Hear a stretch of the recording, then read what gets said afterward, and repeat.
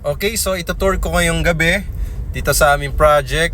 So ito yung ating outdoor parking. Okay, outdoor covered parking area. So sa baba ng building meron po tayo diyang parking area. Ground floor area lang po tayo, wala po tayong basement parking.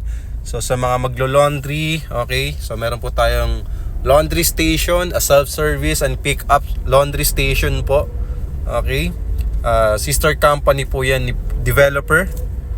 So ganito po kaganda dito pag gabi.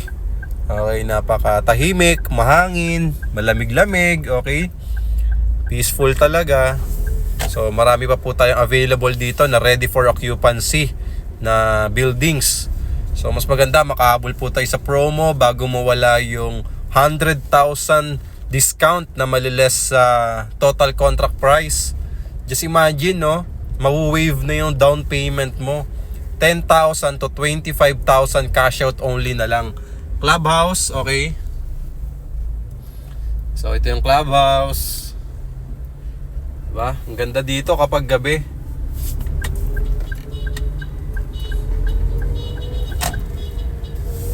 Yan.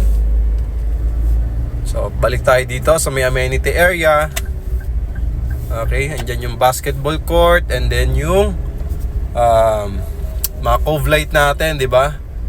Sarap tumambay dyan, sarap mag-relax dyan. Sa mga interested, just follow me, message me. Siyempre, huwag nyo na rin kalimutan mag-like, mag-comment, and mag-share.